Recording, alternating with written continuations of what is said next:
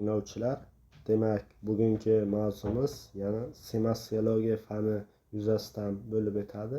Ya'ni o'zbek tilshunosligida leksema mazmuniy planning talqini haqida gaplashamiz bugungi mavzumizda. Demak, biz bilib olishimiz kerakki, ya'ni leksema tushunchasi, leksema nima ma'noda keladi, qanday ma'noni anglatadi, hamma so'zlar ham leksema bo'la oladimi?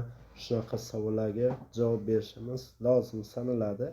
Masalan, leksema so'zi o'zi aslida so'zlarga nisbatan qo'llaniladi. Tilimizdagi qanday so'zlarga deb savol berishingiz mumkin.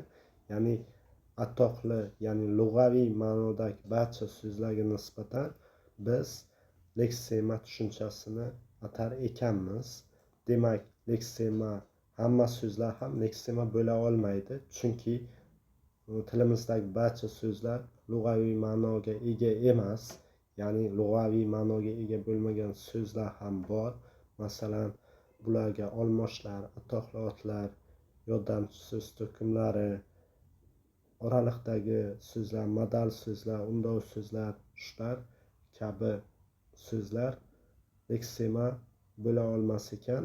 Keyin leksema bo'lish uchun ham yana bir shart bor. Ya'ni leksema ikki tomondan iborat. Ya'ni ifoda plani va mazmun plani. Ifoda plani bu hammamiz bilamiz. Bitta leksemani, masalan, sham so'zini tashqi tomoni, ya'ni harfiy birikmasi hisoblanadi. Ya'ni sham so'zi 3 ta so'zdan iborat, 3 ta tovushdan iborat. Ya'ni sh, a, me hisoblanadi. Ya'ni bu ifoda plani sanaladi. Mazmuniy plan esa bu asosan u anglatayotgan, ya'ni sham so'zi anglatayotgan ma'no hisoblanadi.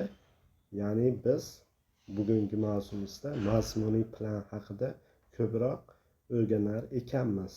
O'zbek tili qadimdan mavjud bo'lib, asrlar chig'iriqdan kelayotgan til, ya'ni o'tib kelayotgan til, tilda muhim ahamiyatga ega bo'lgan uning lug'at boyligi ham, ya'ni leksik boylik ham tarix kabi salmoqlidir. So'z leksikologiyaning o'rganish manbai bo'lsa, lisonning asosiy lug'aviy birligi sifatida leksema uning predmeti sanaladi. Leksema tushunchasiga nazar. Ya'ni qadimgi tilshunoslar leksema tushunchasini o'rganishgan ekan. Qadimgi hindlar, Yevropa olimlari va o'zbek tilshunoslari leksema atamasiga quyidagicha ta'rif berishgan. Qadimgi hindlar so'zlarni tahlil qilish jarayonida ularni o'zak, sufiks va qo'shimchalarga ajratganlar. Shuningdek, so'z yasovchi va so'z o'zgartiruvchi morfemalarni ham farqlaganlar, ya'ni leksema jarayonida. Yevropa olimlari esa hind tilshunoslarining ishlari bilan tanishib, so'zlardan o'zak, so'z yasovchi va so'z o'zgartiruvchi morfemalarni ajratishga kirishganlar. O'zbek tilshunosligida esa leksema morfemaning bir ko'rinishi sifatida e'tirof etilganligi tilshunosligimizning yaqin tarixidan ma'lum. Til va nutq munosabati, ya'ni leksemamizning asosiy mohiyatini tushunib olishimiz uchun til va nutq munosabatiga to'xtalishimiz lozim. Professor Sherebrennikov ta'kidlaganidek, til nutq jarayonida foydalaniladi. Har bir nutq faoliyatida til elementlari ishtirok etadi. Agar til sistem xarakteriga ega bo'lsa, nutq ham til elementlari asosida namoyon bo'lgandan keyin sistem xarakteriga ega bo'ladi. Nutq sistemadir, sistem xarakteriga egadir, ammo u tilga nisbatan ikkinchi darajali sistema bo'lib, til sistemasiga asoslanadi. Undan imkoniyat sifatida foydalanadi. Til sistemasi asosida nutqiy sistema, nutq faoliyati, fikrni ifodalash sistemasi yuzaga keladi. Demak, til bu qolip deb oladigan bo'lsak, nutq esa bu imkoniyat voqeasida yuzaga kelar ekan. Ya'ni til bu konkret hodisa, nutq esa bu abstrakt hodisa sanalar ekan. Sistem tilshunoslikning rivojlanishi bu 20-asr bilan bog'liq sanaladi. Ya'ni Ferdinand de Saussure bu sistem tilshunoslikka asos solgan, keyin asos solgan sistem tilshunosligi bag'ida o'nlab yangi lingvistik oqim va maktablar vujudga keldi. Masalan, Amerika deskriptiv maktabi yo boshqa hokazo Praga lingvistika maktabi yo Kopengagen maktabini shularni misol qilishimiz mumkin. Sovet lingvistikasi davrida bu yo'nalishni, ya'ni yangi formal bo'lmagan yo'nalishni burjua fani deb uydirmachilikda ayblashdi.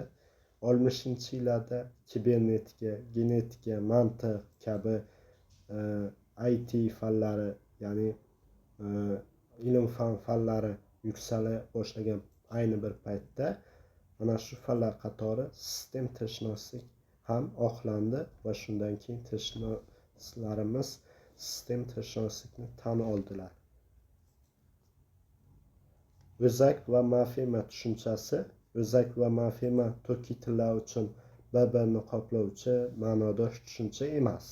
O'zak kishi ongida mustaqil atash ma'noga ega bo'ladi.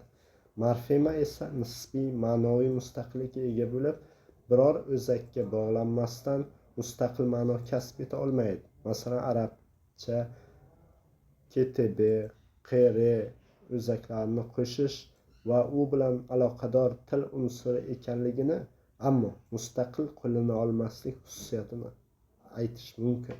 O'zbekcha tut o'zagini sharhlash biz uchun qiyinchilik tug'dirmaydi. Demak, arab tilida va boshqa tillarda o'zak tushunchasi juda ham muhim.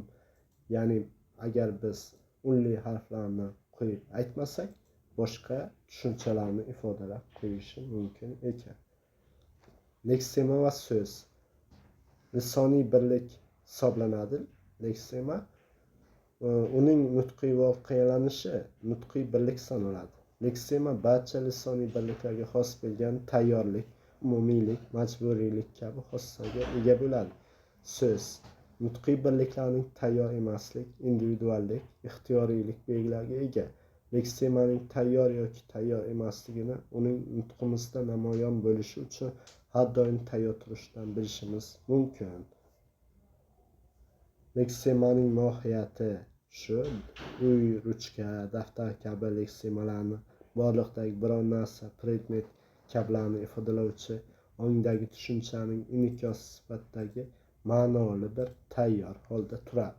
Ya'ni miyamizda daftar, ruchka deb biror bir inson so'zlaganida miyamizda tayyor so'z turar ekan. Ya'ni leksemaning mohiyati shundan iborat ekan. Borliqda doimiy mavjud ekan bu narsa. Demak, leksemaning o'zgarmasligi bu Baxtiyor Mingliyev va professor Ra'no Sayfullayeva bu haqida shunday ta'kidlaydi. Ya'ni mening haykalim bitta gapida haykal leksemasi asar ma'nosida qo'llangan. Ya'ni biz va boshqa kitobxonlar ham buni qanday so'zda qo'llanganligini bilib olishar ekan. Ya'ni lug'aviy ma'nosi garchi biroz o'zgargan bo'lsa-da, lekin leksemaning asosiy ma'nosi o'zgarmasligining hisobidan, ya'ni shakliy jihatdan ham o'zgarmasligining hisobidan biz bilib olar ekanmiz qanday ma'no anglatayotganini. Zamonaviy o'zbek tilshunosligida leksemani o'rganish bu dialektik qonuniyatlarga tayangan holda hozirgi kunda leksema tushunchasini ochib berishyapti. Ya'ni falsafiy tushuncha sifatida misol uchun Ernst Bekmatov, Bozorov, Nizomiddin Mahmudov, Baxtiyor Mingliyev, Naziyeva, Ne'matov, Abduvohid No'monov, Ravshanxo'ja Rasulov kabi tilshunoslar va ularning izdoshlarining ishlarini misol qilib keltirishimiz mumkin. Demak, xulosa qilib, leksema tilning asosiy lug'aviy birligi bo'lib, uning mohiyatini o'rganish tilshunoslik uchun muhim ahamiyatga ega. O'zbek tilshunosligida leksemani talqin qilish va o'rganish borasida ko'plab ilmiy izlanishlar olib borilgan va bu sohada hali ham ko'p ishlar qilinishi kerak. Demak, leksema turli tilshunoslikning sathlarida doimiy ravishda o'rganilar ekan. Tilshunoslikning barcha bo'limlarida leksema tushunchasini turli tomondan grammatik, lingvistik, lug'aviy shunaqa tomonlardan, morfemik tomondan, punktuatsion tomondan o'rganilar ekan. Demak, buni o'rganish hali ham davom etmoqda. Bugungi mavzumiz shulardan iborat. Darsimizni tinglashda davom eting.